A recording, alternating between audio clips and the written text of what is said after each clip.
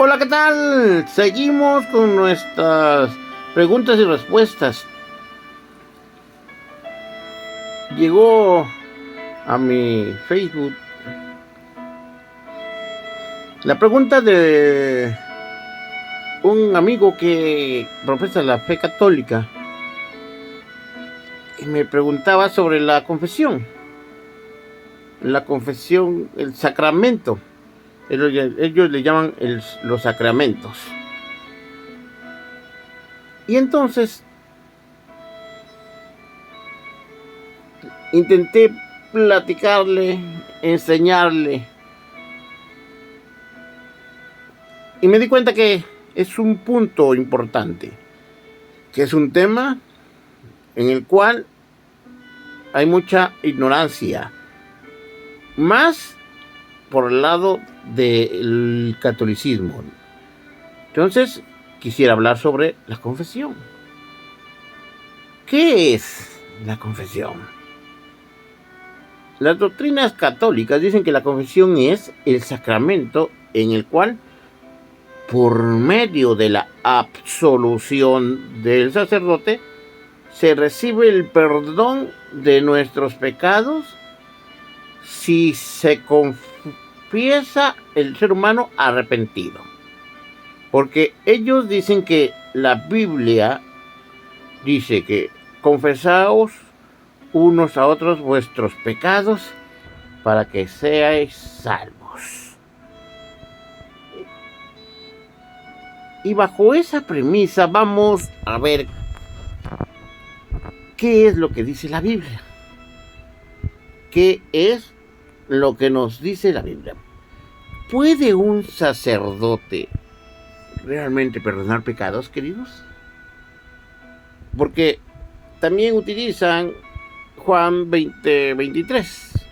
Juan capítulo 20, versículo 23, que nos narra a quienes remitieran los pecados, les son remitidos, y a quienes se los retuvieras, les serán retenidos. En la versión, esa es la Reina Valera, pero también la nueva versión internacional dice: a quienes les perdonen sus pecados, les serán perdonados. A quienes no se los perdonen, no se les serán perdonados. Vamos a ver un poco de doctrina católica. ¿Qué es lo que enseña la Iglesia Católica Romana? La Iglesia Católica ofrece generalmente la siguiente respuesta. Ellos dicen: los apóstoles murieron y, como Cristo quería que ese don llegara a todas las personas de todos los tiempos, Dios les dio ese poder de manera que fuera transmisible, transferible. Es decir, que ellos pudieran transmitirlo a sus sucesores, y así los sucesores de los apóstoles, los obispos, delegados, presbíteros, diáconos, o sea, a los sacerdotes, ellos tienen hoy el poder que Jesús dio a sus apóstoles. ¿Cuál poder? A quienes perdonen los pecados, les serán perdonados.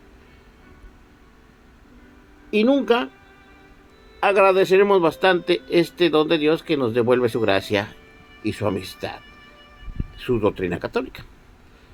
Una vez un cierto sacerdote español dijo: el protestante comete pecados, ora a Dios, pide perdón y dice que Dios lo perdona, pero ¿cómo sabe que efectivamente Dios le ha perdonado? Muy difícilmente queda seguro de haber sido perdonado. Y él decía, en cambio, el católico, después de una confesión bien hecha, cuando el sacerdote levanta su mano consagrada y le dice: yo te absuelvo en el nombre del Padre, en el Hijo, del Espíritu Santo, entonces ahí queda como una gran seguridad de haber sido perdonado y con una paz en el alma que no encuentra por ningún otro camino. Esta enseñanza está claramente declarada ante el Concilio de Trento respecto a los sacerdotes, donde dice que ellos perdonan los pecados no solo como embajadores de Jesucristo, sino como los jueces y por vía de una jurisdicción legal. Ahora, eso es lo que enseña la Iglesia Católica. ¿Qué enseña la Biblia acerca del perdón de pecados? Porque por eso están estas enseñanzas, para saber qué dice la Biblia, qué enseña. Queridos, en las Escrituras podemos ver que el perdón de pecados es un derecho que solo le pertenece a Dios. Ningún sacerdote del Antiguo Testamento o Pacto perdonó pecados.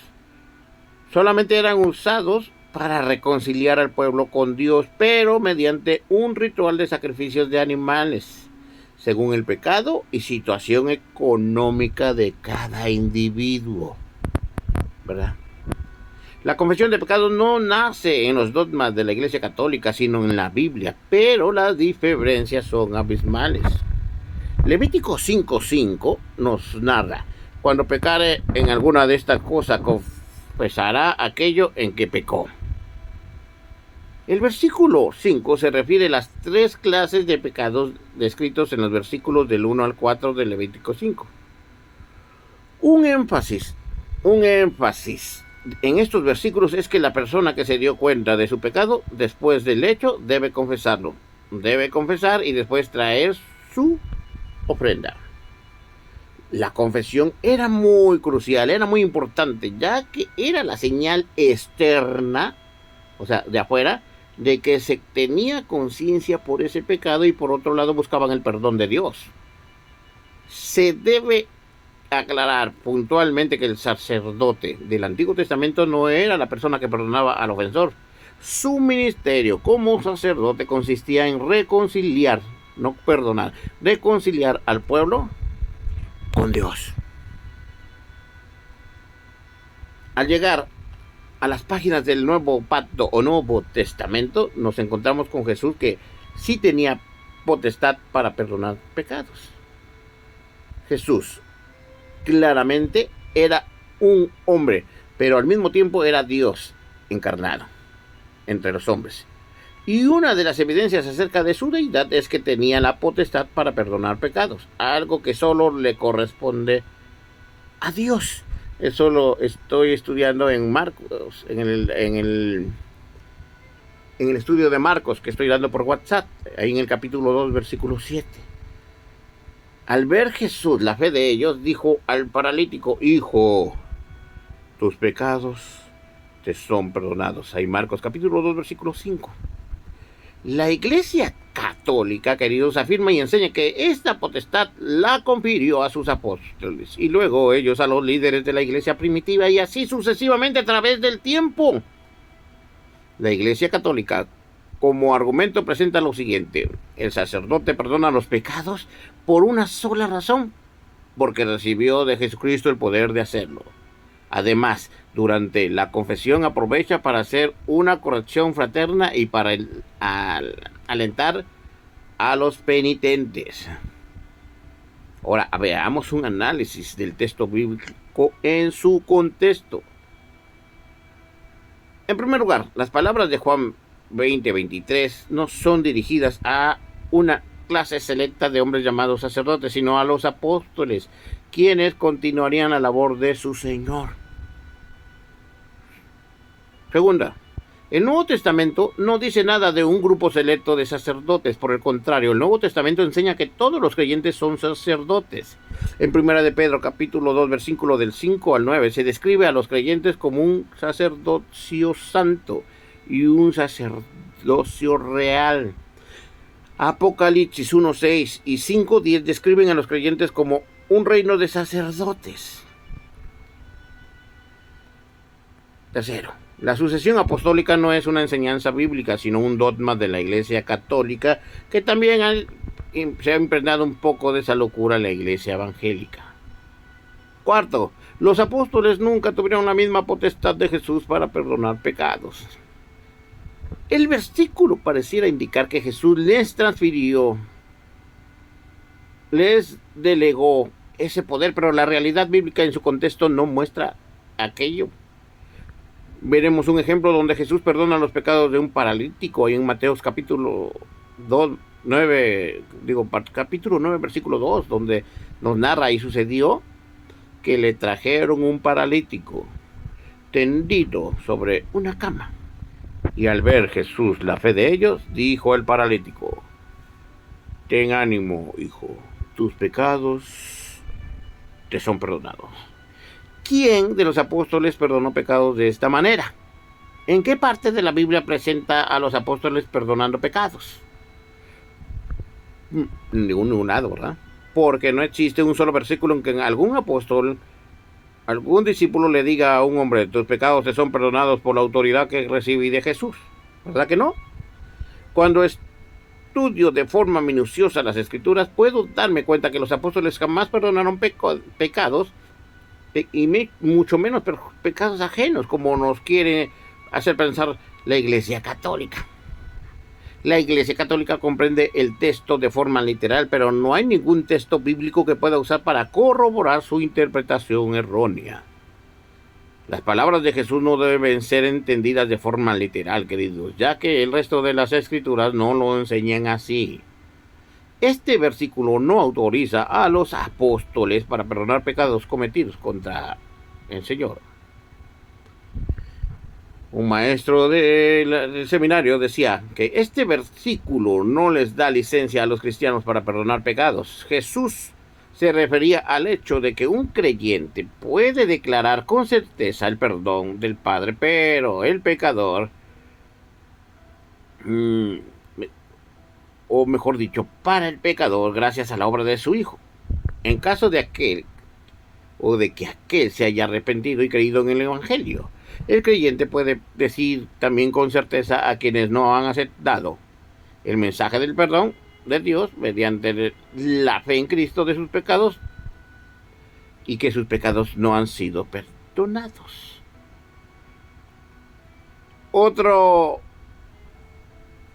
teólogo como Samuel Pérez Mills decía: esto establece el deber de la Iglesia de proclamar el perdón al creyente arrepentido, y el deber de la Iglesia de advertir al no creyente de que están en peligro de perderse la misericordia de Dios. Nosotros no creamos el perdón ni lo negamos. Lo anunciamos según la palabra de Dios y la sabiduría del Espíritu. Entonces, nunca vemos a un apóstol diciéndole a alguien: tus pecados te son perdonados, y a otro: tus pecados no te son perdonados. La autoridad para remitir o retener tiene relación con la predicación o la oferta de salvación, querido. Debemos perdonar al prójimo. Dice Mateo capítulo 6, versículo 14: porque si perdonáis a los hombres sus ofensas, os perdonará también a vosotros vuestro Padre Celestial.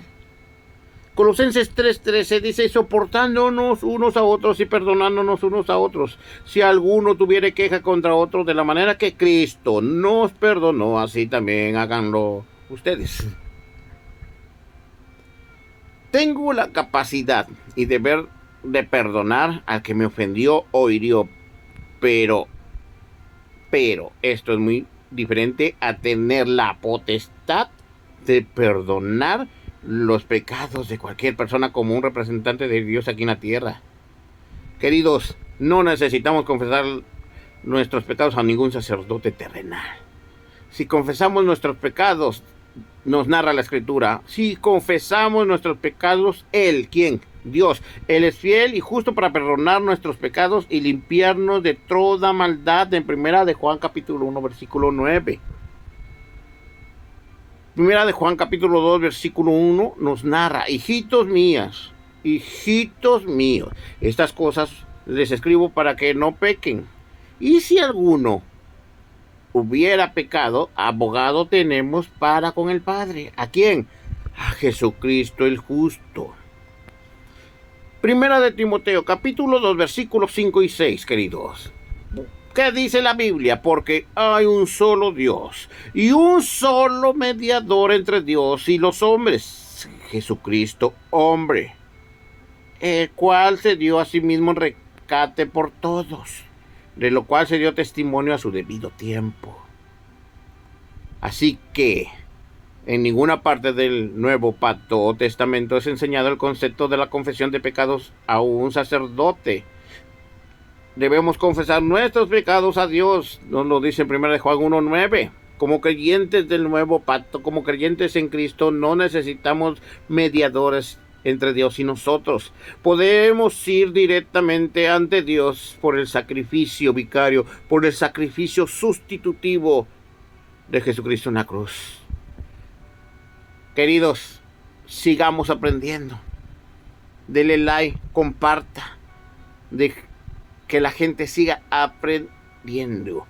Solamente Él puede perdonar nuestros pecados. Dios me los bendiga y me los guarde. Gracia y paz.